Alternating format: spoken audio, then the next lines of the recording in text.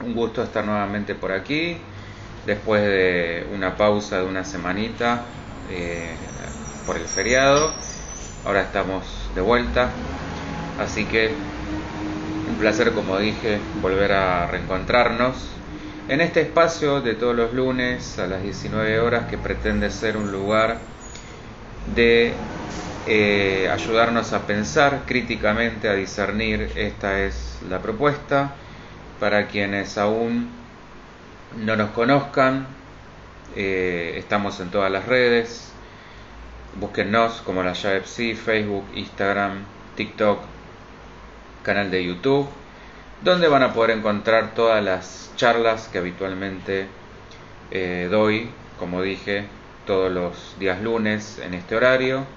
Ahí van a encontrar todo el material subido, entre otras cosas, como además también formaciones, cursos, talleres, especializaciones para todo tipo de público. No hace falta que sean agentes de salud mental, pueden ser personas que lo que les interese sea un camino de desarrollo personal, de crecimiento, a través de cualquiera de los pilares que nos atraviesan: bio, psicosocial y espiritual. Eso es lo que conjuga la llave Psi, un abordaje múltiple, integrativo.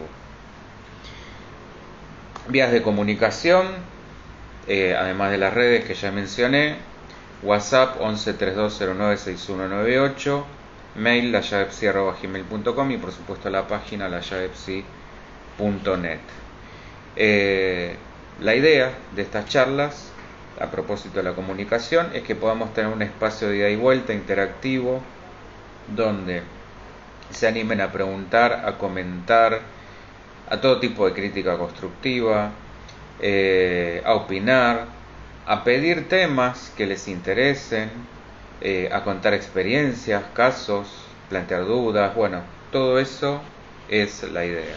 ¿Estamos? Hoy vamos a estar hablando de, sería como que nos toca la parte de los mitos, porque para quienes nos suelen seguir, por ahora venimos dividiendo cada encuentro en una temática, después algún gran mito, después algún gran caso, que será lo de la semana que viene, y el ping pong de preguntas y respuestas, donde el tema lo traen ustedes. Bueno, hoy nos toca una variante de esto de los grandes mitos, que es una vueltita más de rosca que le vamos a dar a lo que venimos hablando sobre el mito del héroe, sobre el viaje del héroe, sobre lo que hemos visto de el héroe de las mil caras. Hola Antonella, ¿cómo estás? Bueno, se va sumando gente y voy saludando. ¿Estamos? Bueno, así que hoy, como dije, le vamos a dar una vueltita más, porque vamos a ver cómo repercute este mito, este viaje del héroe, en lo que es la política, más que nada desde este lugar que vamos a ver hoy, del mesianismo. Y para esto voy a traer a colación, como disparador, una frase de Jesús, así como para empezar despacito, que él decía en una parte, si mal no recuerdo, que está en Mateo. No me pidan el versículo, pues eso sí que no me acuerdo. Que, hola Carlita, ¿cómo estás? Cuando dice: no he venido a traer la paz, sino la espada. Como todas estas cuestiones, bastante a veces malinterpretada o mal usada, porque ¿a qué contexto se refería con estas palabras? Bueno, venía a irrumpir el orden establecido, a patear el tablero, y aprovechando la figura de Jesús para hablar de lo mesiánico. Este relato se origina en la necesidad de un líder por parte de una comunidad que está en crisis. Por ende, esto del Mesías se va a unir acá con lo que he venido hablando sobre el héroe y su viaje. ¿Cómo se manifiesta esa crisis? Bueno, a través del recuerdo comunitario de una edad dorada, una suerte de paraíso perdido que solo ese líder mesiánico puede recuperar.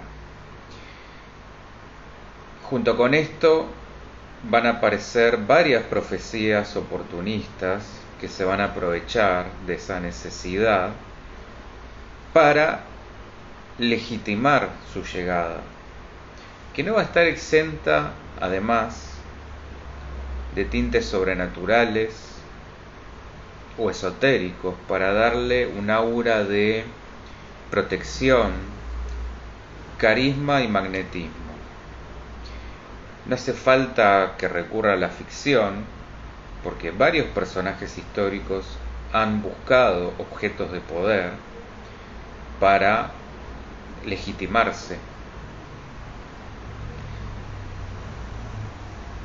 Y otra cuestión es que este sujeto no va a pasar, por supuesto, desapercibido. Todos van a querer saber de quién se trata. Y quienes se hayan sentido parias o rechazados por esa comunidad van a encontrar en esa figura un espacio de pertenencia, algo a lo que aferrarse para volver a creer. Si este Mesías viene supuestamente a redimirnos de los pecados y de la tiranía, su final implica necesariamente su sacrificio, porque su muerte tiene que ser, un símbolo universal de estar dispuesto a pagar el costo de descender al infierno, a sabiendas de que es el anticipo de una gloriosa resurrección, que lo va a inmortalizar en mito con la esperanza puesta en una nueva llegada, un retorno. Y toda esta novela mesiánica se vuelve un melodrama cuando el protagonista es una persona común que carga con una suerte de epopeya heroica. Y esta tarea, que es habitualmente política, va a llenar al héroe de contradicciones, dividido entre el peso de esa tarea y la presión de la masa que lo ha empoderado. Van a ser 4 momentos los que va a recorrer el héroe en ese proceso. El aprendizaje, la toma de conciencia, la lucha en pos de la liberación de su pueblo y morir por la causa, para luego finalmente resucitar a través de su legado en sus fieles. ¿Tá? Y el destino de ese Mesías no parece ser muy grato en su paso por la tierra. Es un paso lleno de desdicha, muchas veces en soledad, otras tantas siendo absolutamente incomprendido, siendo el sentido de su obra recién comprendido una vez, como dije, consumada su muerte. Y esto lo vemos incluso en aquellos dioses terrenales, como pueden ser algunos artistas extraordinarios que fueron adelantados a su época, que vinieron ahí sí a romper la estructura de comunidades que estaban llenas de prejuicios y tuvieron que pagar el precio con vidas totalmente sumidas en la tragedia.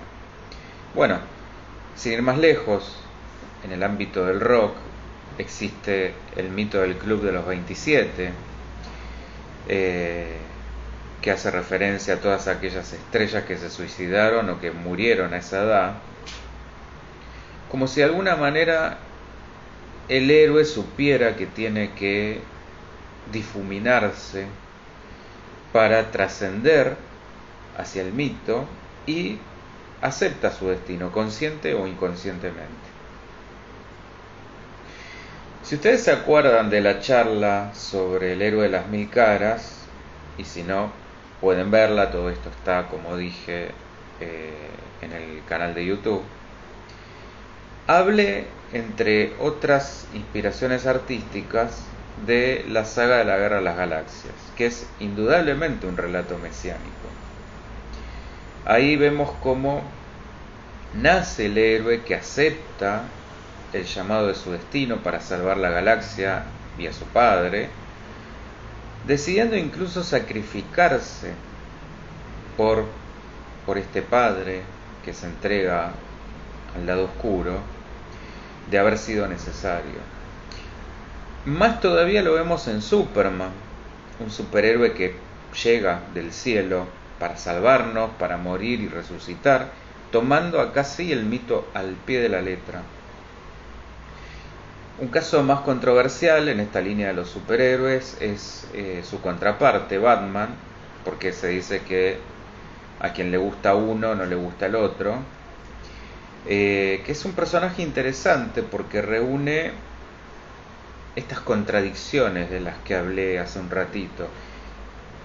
Es un personaje que, sin ser absolutamente bueno, de hecho, por supuesto que sabemos que esto no existe, por eso me parece interesante, decide entregarse, morir y renacer. Si tomamos el final de Batman, el Caballero de la Noche Asciende, y vean de paso las analogías que vamos encontrando entre luz y oscuridad, muerte y renacimiento, cielo e infierno. Bueno, en aquella charla también hablé de las 3 etapas del héroe: separación, iniciación y retorno. Y empezando a relacionar esto con el terreno político, y ya que estamos en sintonía con los superhéroes, no es casual que todos ellos aparecieran en un contexto de caos tanto económico como político, desde la Gran Depresión del 29 a la Segunda Guerra Mundial. Se extrapolaba en ellos la necesidad de una guía ética y moral donde estuvieran bien delineados el bien y el mal. La divinidad, esto que hablábamos de la parte sobrenatural, es decir, tener a Dios de su lado, o la legitimidad por parte de la divinidad, y de mano menor el patriotismo, ya que estamos con la política, que era un rasgo en común que vemos en personajes como, de hecho, si ustedes ven su vestuario, son los colores de la bandera norteamericana: Superman, la Mujer Maravilla, Capitán América, en la misma línea con esto de los colores, el Hombre Araña, entre otros. Bueno, todos estos venían a compensar la necesidad de héroes y heroínas en tiempos caóticos. Luego aparecerían los de carne y hueso: Roosevelt, Churchill, De Gaulle, más acá cerca en el tiempo Gandhi, Mandela, etc. Líderes que, además del carisma necesario que tenían que tener, conectaban emocionalmente con sus seguidores para derrotar a un enemigo en común. Bueno, es entonces que ahí el líder se vuelve héroe. Porque por supuesto que si hay un héroe, tiene que haber un villano. Y a propósito de esto, hay un politólogo alemán en los años 70 que trae un concepto interesante que llamó cierre de filas. Esto quiere decir que cuando hay un enemigo común, un villano al que hay que derrotar, la masa necesita de un líder carismático en quien pueda confiar su esperanza de que van a poder vencer al monstruo, a ese gran dragón que los está oprimiendo. ¿Estamos? Preguntas, dudas, porfa, anímense. Bueno, y este concepto de cierre de filas es una manifestación cruda de patriotismo en la que el líder se hace carne de los valores amenazados de su pueblo. Pero esto va a depender en gran medida de la influencia de los medios de comunicación masiva, así como la aprobación y las habilidades del líder. Y tampoco vayan a creer que es un crédito infinito. Este efecto de cierre de filas dura lo que los medios dictan que dure. Para que se genere un efecto prolongado y transformador, las palabras van a tener que confirmarse en acciones. Y cuando hablo de un efecto transformador, me refiero a lo que la narrativa de esto que hablábamos, el bien contra el mal, cambie a una narrativa superadora que trascienda esa cuestión binaria y que integre, que pacifique, que unifique, procurando el bien común, el bien general sobre el particular. ¿Está?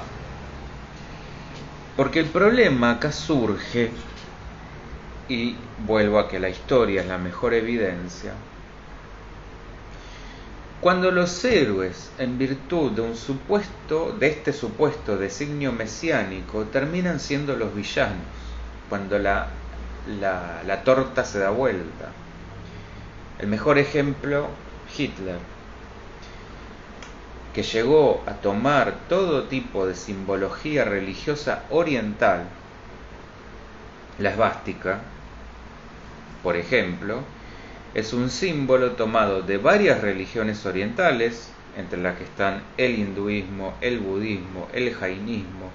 Es un símbolo espiritual muy antiguo que está asociado a la buena suerte, al buen designio. Por eso es muy común ver este símbolo en la entrada de templos, de casas y de negocios en Oriente. Bueno, Hitler lo toma y lo utiliza al revés, en sentido de las agujas del reloj girando hacia la derecha. Cuestión que también es bastante simbólica. Acá en nuestro país, Sarmiento hablaba de civilización o barbarie. Hola Ana María, ¿cómo estás? La cuestión es quién puede otorgarse y desde qué lugar cada cosa, civilización o barbarie. Porque si nos adueñamos de la verdad, el bárbaro pasa a ser el otro y se vuelve necesario para que la civilización justifique su avance sobre el otro, su exterminio, la eliminación del otro. Y acá es donde vuelvo al valor del mito. ¿Y por qué la insistencia con los mitos? ¿Por qué? Porque viene a ser útil para recrear aquel mito originario del paraíso perdido. Volvemos al principio. Y vuelvo a Hitler. Hitler hablaba de una civilización superior, prácticamente de dioses, los hiperbóreos, que esto está tomado también del esoterismo, no es que salió de un delirio. De hecho, en uno de los cursos que yo les mencionaba que pueden chusmear en la página, estudiamos el esoterismo nazi, y que de ahí provenía el pueblo ario. Es así como él justificaba su superioridad, bien digo, racial. Entonces, el mito toma características prestadas de la esperanza, porque es esperar este reencuentro con ese ideal perdido. Y ya que estamos hilando el tema de los mitos, no puedo dejar de mencionar la charla de Tótem y Tabú, que es ni más ni menos como Freud explica el nacimiento de la cultura. Esta charla también la pueden encontrar en la biblioteca. En esa obra, para hacer un muy pequeño resumen, Freud nos habla de un padre de una horda primordial que posee para sí todas las hembras del clan, tiene permitido todo, hasta que un día es asesinado por sus hijos, que luego se lo comen. La culpa y el temor al castigo que surgen luego es lo que da origen a que el temor a esa figura tiránica no desaparezca con su muerte, sino todo lo contrario. Y que sus hijos renuncien, por ende, a ocupar ese lugar que antes envidiaban y deseaban con la muerte de este padre tiránico, para poder ser ellos ahora quienes pudieran hacer lo que quisieran. Así es como aparece el tabú del incesto, y con esto, dice Freud, nace la cultura como hoy la conocemos. Pero sobre todo es un mito que en el fondo, y esta es la parte que me interesa para relacionarla con lo que estamos viendo hoy, nos habla del poder. Otra obra de Freud que puede venir en nuestra ayuda es El creador literario y el fantaseo. Esta es una obra de 1907. Freud ahí nos dice, y esto lo podemos hilar con la charla que tuvimos la semana pasada sobre mecanicismo o creatividad, porque él ahí nos dice que el juego del niño es algo así como el poeta creando un mundo propio o dándole un nuevo sentido al mundo que conoce. Bueno, ¿se acuerdan que yo decía que, apuntando a esto de la creatividad, el adulto no debe perder esa capacidad de juego, transformándola en esto, creatividad, asombro, curiosidad? Pero ¿para qué traigo esta cuestión? Pensemos, ¿qué pasaría si aplicamos esto a lo que venimos pensando sobre el héroe y el Mesías?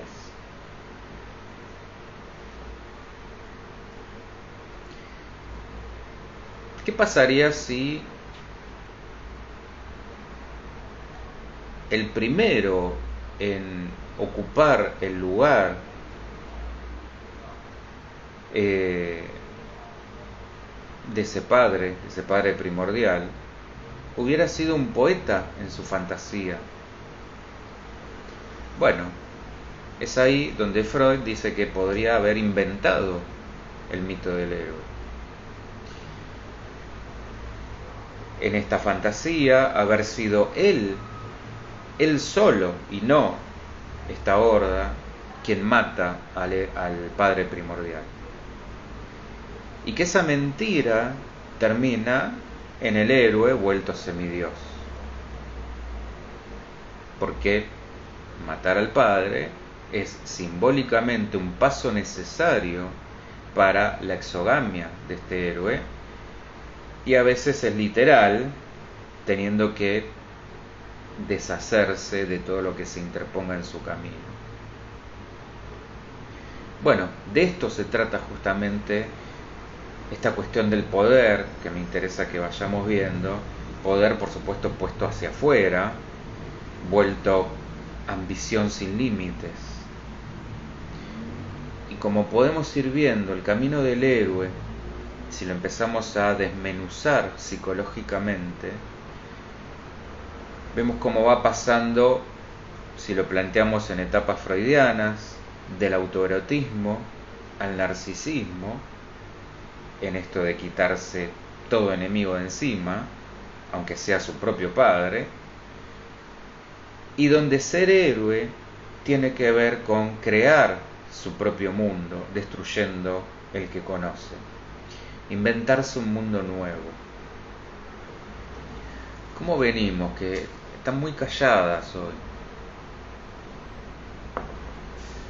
Bueno, en otra obra, Freud, en El poeta y los sueños diurnos, pero seguimos con la línea artística, suma otro elemento para la comprensión del mito. Como dije recién, para Freud la fantasía es el origen de la creación artística y los cuentos hacen a las fantasías colectivas de un pueblo. Esto ya lo venimos hablando en todos los mitos. El poeta, al crear en su fantasía al héroe, se identifica con él y es capaz de hacer lo que el héroe, pero distinto del sueño. El poeta no alucina, es capaz de crear una historia para ser compartida. Esa es la idea.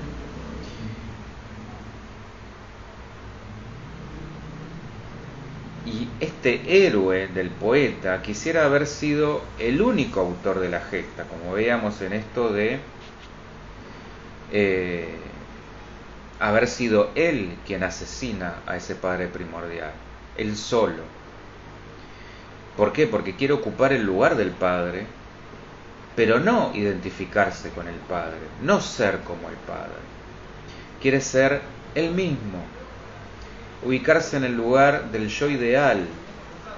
¿Se acuerdan esto? Quien aspiró a ser, pero como un interminable intento de recuperar la omnipotencia de la relación pre-edípica, pre-edipo. Esta ilusión de vuelta, de completud, de no falta. Freud va a ser muy explícito al afirmar que el avance de la cultura se da sobre una lucha generacional, que el hijo pueda diferenciarse de los padres y seguir su propio camino. Bueno, esto debe conducir a la muerte simbólica de dichos padres, que, como decía hace un ratito, puede ser literal en el mito. Y ya que estábamos con Edipo, el drama del Edipo en este sentido viene no solo a exponer los deseos de los hijos hacia los padres, sino de los padres hacia los hijos. Así es que nos encontramos con, por ejemplo, las historias de Perseo y su madre encerrada por su padre en una torre para que no pudiera tener contacto con ningún otro hombre, o en esta misma línea Téléfo, cuya madre fue enviada como sacerdotisa de la diosa Atenea para que se mantuviera casta y así evitar una profecía de que mataría a sus tíos. Bueno, en ambos casos tenemos ejemplos de intentar torcer el destino, de que padres o hijos no interfieran en los deseos de conservar poderes o privilegios. No se trataba tanto de esta cuestión que uno podría pensar un poco ilusamente de mantener a los hijos como siempre niños, esta ilusión de inocencia eterna, sino más bien de un tema de poder. Las profecías del oráculo, cuando alertaban del nacimiento de un hijo, especialmente en esos tiempos un hijo exclusivamente varón, en ese momento recuerden que eran solo héroes, no había espacio para heroínas, era una verdadera amenaza.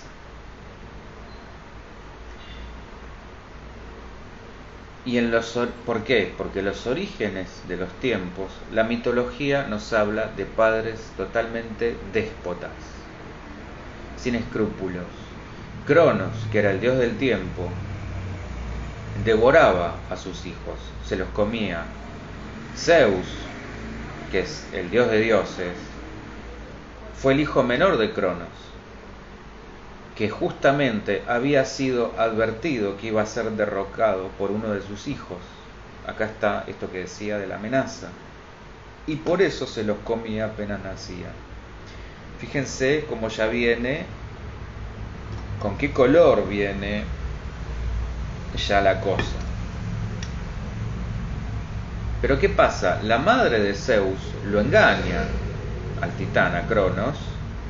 Acuérdense, acá teníamos los titanes por un lado y los olímpicos por el otro, y le da una piedra envuelta, lo engaña, dándole una piedra envuelta en lugar de su hijo, que se va a esconder a una isla de Creta donde es amamantado por una cabra y se entrena para derrotarlo a Cronos. Cuando crece, Zeus libera a sus hermanos del estómago de su padre y organiza una resistencia contra los titanes que termina con la victoria de los olímpicos y el encarcelamiento de Cronos y con los titanes en la prisión del Tártaro. Así es como nos cuentan el origen de los tiempos. Entonces, cómo justamente después en la historia no va a haber tanto terror a lo que pase, tanto terror y tanta profecía sobre lo que venían a traer los hijos. Entonces, vamos viendo que cuanto mayor era el poder del padre en los antiguos, más era visto el hijo como enemigo. Y aún en tiempos más actuales, esto lo podemos encontrar en negar la independencia de los hijos como una suerte de resabio de aquellos tiempos remotos. Bueno, pensemos lo que muchas veces pasa con los periplos sucesorios y las herencias. Lo que veíamos en, sobre todo, la Edad Media con la cuestión de las dinastías y las sucesiones.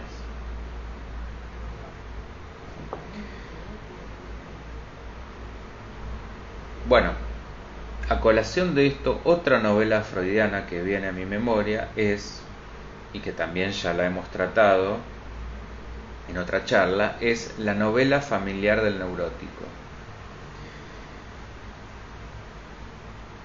¿Qué pasa en esa historia? Un niño rechaza a sus padres para fantasear otros mejores. De vuelta aparece esta idea de sustituir al padre, pero acá no por el mismo, sino por un pasado mejor, en el que ese papá todavía idealizado era el más fuerte y el mejor, y esa mamá todavía idealizada era la más buena y la más hermosa. Bueno, Freud nos va a decir que esta novela familiar se va armando en varios estadios o capítulos a modo de un teleteatro. Un periodo inicial en el cual este niño idealiza a sus padres porque son en un principio la única autoridad y la fuente de toda fe, donde el deseo más intenso y decisivo de esos años infantiles es parecerse a ellos, sobre todo en general al del propio sexo. Acá es donde entra lo del mito del héroe y el deseo de llegar a ser grande como ellos. Son En otras palabras, el rey y la reina, el emperador y la emperatriz como figuras arquetípicas, estos dioses omnipotentes que habrá que ir desidealizando para empezar a frustrarse y sumergirse en el mundo mediante la simbolización de la palabra y aceptando la falta y la castración. ¿Cómo venimos hasta acá? Preguntas, dudas, comentarios. Por todo esto que vengo diciendo, es que la figura del héroe ha sido manipulada y utilizada para justificar diferentes ideologías y políticas o determinadas situaciones históricas. Así como dije lo del nazismo, Stalin masacró millones para imponer la industrialización en Rusia, o el mito del Che Guevara, como tantos otros, se licuó de sentido para terminar siendo una foto en una remera, una imagen en una remera,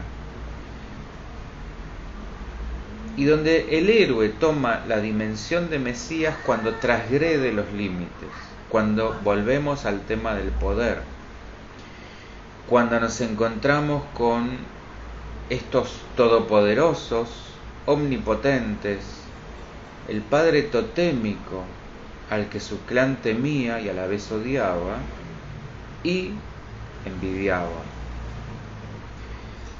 En el mesianismo llega alguno de estos heraldos del destino, alimentándose de momentos caóticos para usufructuarlos en esperanza.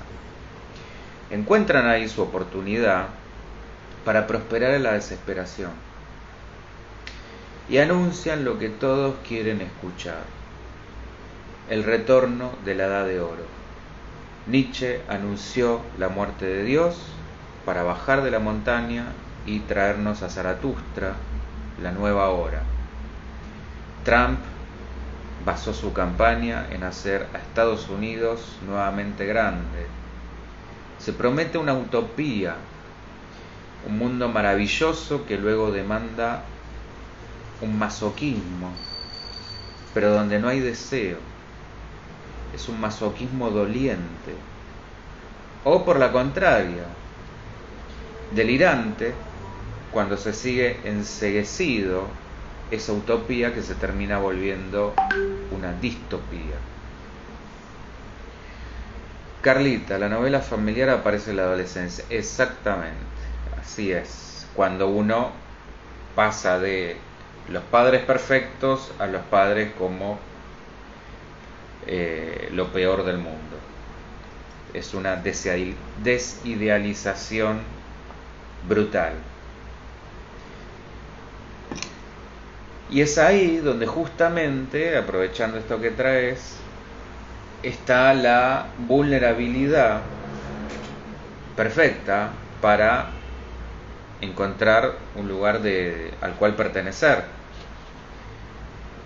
Si me quiero separar de ese lugar porque me obligan a hacerlo, hilando todo, porque justamente el tabú del incesto es que me está diciendo acá no, tenés que buscar afuera, y eso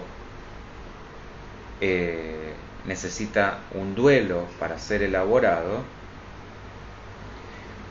Se va a buscar esa pertenencia a través de la identificación con los pares o a través de justamente la idolatría, que es un rasgo totalmente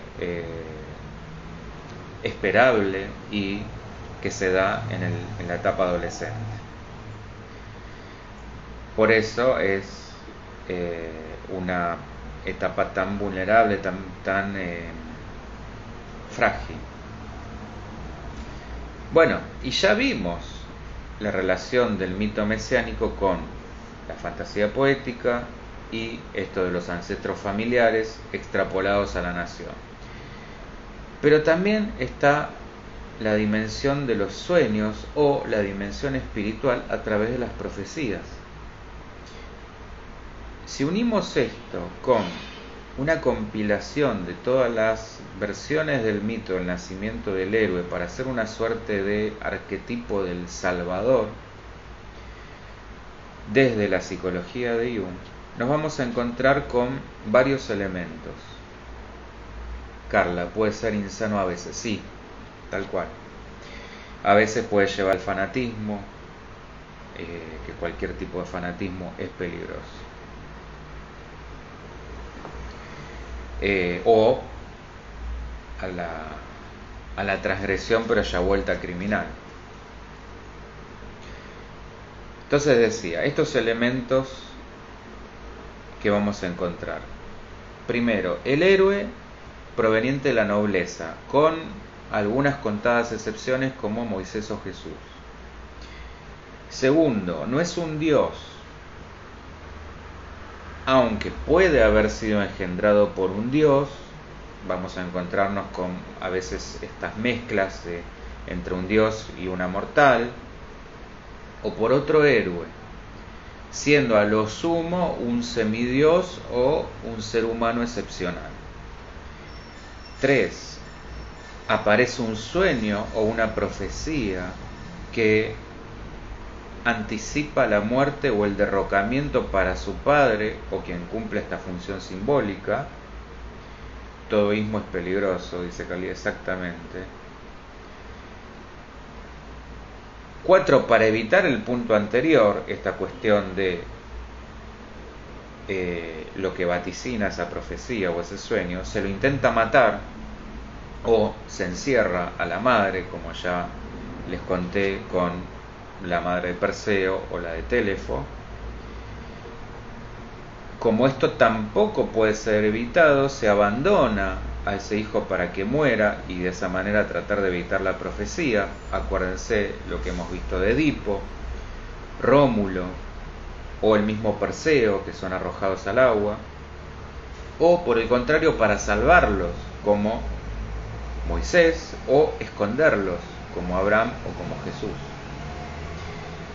Después del abandono, el héroe es generalmente rescatado por gente humilde que lo cría como si fuera su hijo, o por animales, una loba en el caso de Rómulo, o un águila en el caso de Gilgamesh.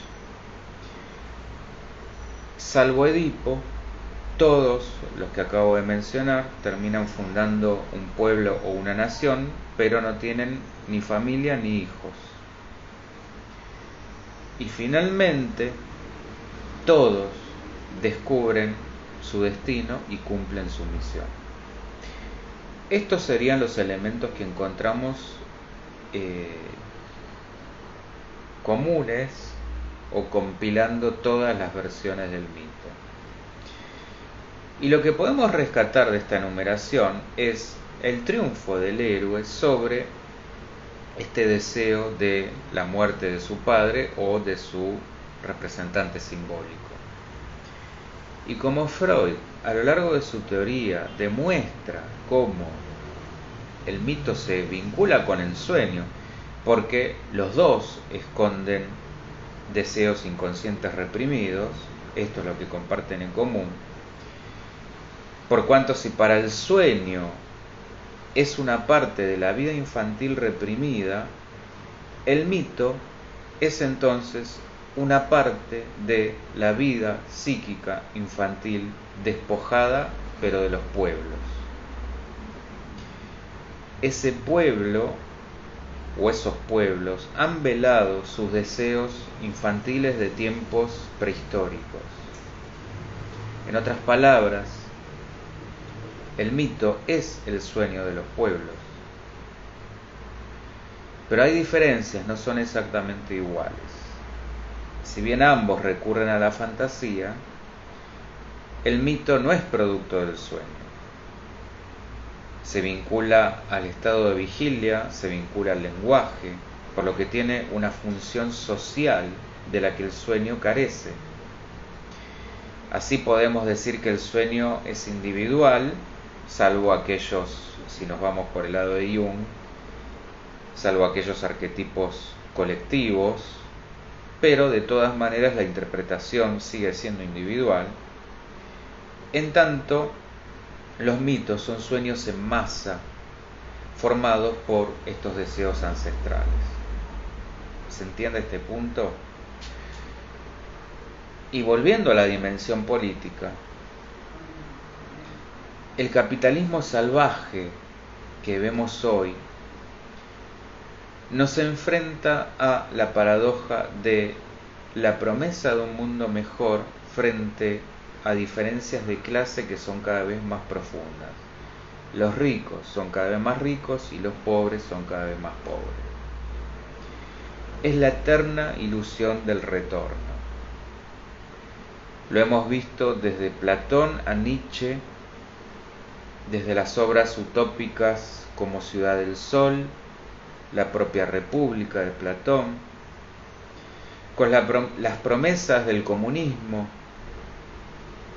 Marx, el nacionalsocialismo, llegando ahora a el neoliberalismo o la llamada teología neoliberal. ¿Qué es esto? Esto nos dice que fue Dios, ni más ni menos, quien dispuso que hubiera desigualdad, y entonces la posición social de los más afortunados es una cuestión natural. Se la considera obra divina. Entonces acá se une el mesianismo con la política actual más extrema, casi a la par de esto que veníamos hablando, fundamentalismos religiosos o étnicos. Cualquier cosa, la culpa termina siendo de Dios.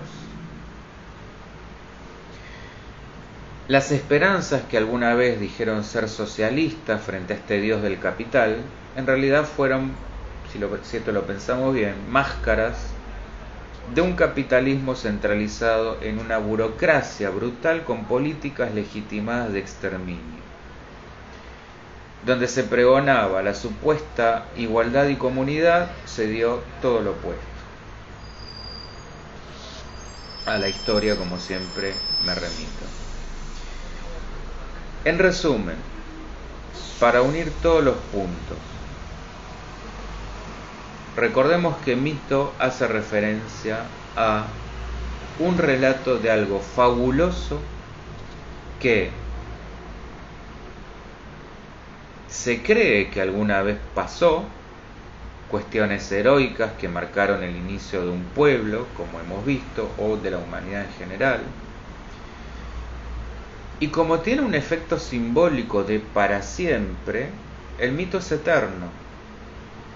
Por eso recalco la importancia de volver a traerlos, a recordarlos para justamente darnos cuenta de su vigencia, porque siempre están sucediendo. Por eso el valor ritual que se desprende del mito. Y por eso esta necesidad de recuperar ese tiempo perdido, que aseguraría la supuesta restauración de un orden o de un paraíso, de la completud, de la perfección. Del todo, en otras palabras. Esa es la rendija que yo aproveché para meterme y para salir de la historia y entrar en la parte psicológica, porque esa historia presume de un tiempo que no es tal. Es como dice, volviendo a esto de la Guerra de las Galaxias, hace mucho tiempo. ¿Cuánto? ¿Cuándo? Indeterminado, indefinido, en una galaxia muy muy lejana. Es un tiempo infinito, una atemporalidad, una fantasía de eternidad, esa misma temporalidad con la que se maneja el inconsciente. Ahí está el nexo. Entonces, el mito, como el arte, va a tratar de dominar ese mundo que le es desconocido. Por supuesto va a fracasar porque una vez más choca con la finitud con el límite, con la castración que nos impone la vida. Platón decía del mito que era una forma de expresar ciertas verdades que escapaban a la razón. Esa definición particularmente me encanta.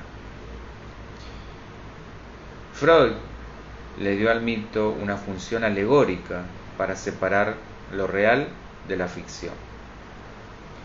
Y luego quienes siguieron a Freud, como Jung, se animaron a enlazar sueños, mitos y religión o espiritualidad como formas sustitutas de deseos inconscientes más profundos que nos habitaron y nos siguen habitando desde los orígenes. Entonces, por todo este recorrido, es que quizá hoy no encontremos héroes legítimos. Solo aquellos circunstanciales que los medios nos quieren vender, donde la transgresión no pasa por romper ningún statu quo, sino por disimular que sí, una suerte de juego de seducción, un como sí, captar lo que los ofendidos quieren oír y gritarlo, para luego seguir el mismo juego de siempre, con distintos nombres, con distintas formas. Es que vivimos una época que ha quedado marcada por el vacío de la muerte del padre, ese padre de tótem y tabú, donde el hijo reproduce esa lucha haciendo, disimulando que se rebela y que se pelea contra el padre, que ahora es el orden establecido, para encontrar después que ese orden se ha vuelto él mismo, o contra él mismo, mejor dicho. Es el antihéroe. Y para burlar el castigo de quienes lo apoyaron, quienes creyeron en su labor mesiánica y ahora le quitan el apoyo, la confianza, los poderes, la culpa, por supuesto, va a ser de los otros. Porque el verdadero héroe acepta el sacrificio. Aunque no incluya la victoria final, ahí es donde se funda su coraje y el hacerse cargo de su deseo, ya sea que triunfe o fracase. El héroe es héroe porque se anima a la lucha contra ese dragón. No piensa únicamente en el triunfo. Y si hay una verdadera barbarie, es aquella que hace justamente la vista gorda a las injusticias, donde podamos encontrar un espíritu común de unión que pueda garantizar las mismas oportunidades para todos. Antes hablé de Mandela como un referente. Bueno, él justamente inició una nueva era en Sudáfrica, presidida por la filosofía Ubuntu, que tiene varias acepciones. Esto quiere decir humanidad hacia otras personas. Si todos ganan, tú ganas. Éramos porque nosotros somos. Una persona se hace humana a través de las otras personas. Una persona es persona en razón de las otras personas. Yo soy lo que soy en función de lo que todas las personas somos. La creencia es un enlace universal de compartir que conecta a toda la humanidad. Humildad, empatía. Yo soy porque nosotros somos, y dado que somos, entonces yo soy. Nosotros somos, por tanto soy, y dado que soy, entonces somos. El bien común es el bien propio.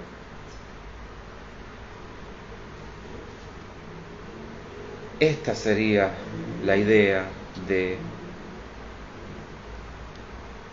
una circularidad donde ganamos todos.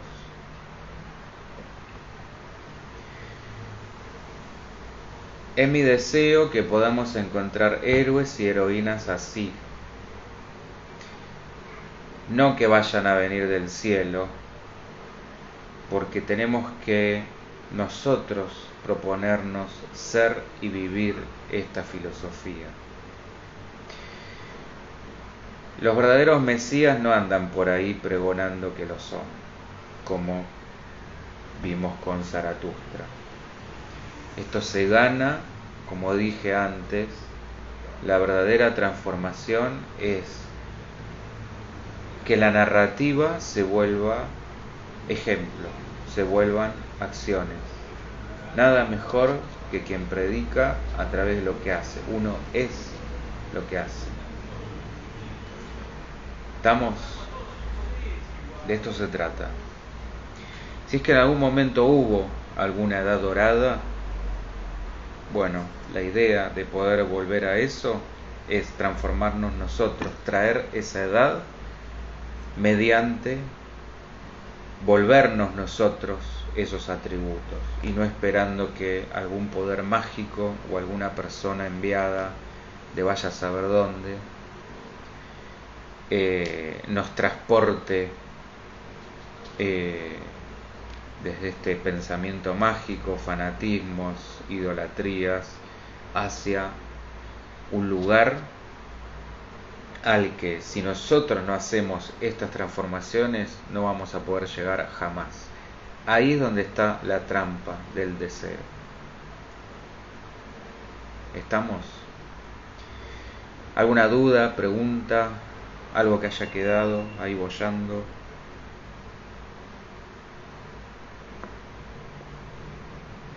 Bien. Bueno, cualquier cosa, ya saben, igual pueden dejar comentarios. La semana que viene vamos a estar con algún gran caso, también para justamente poder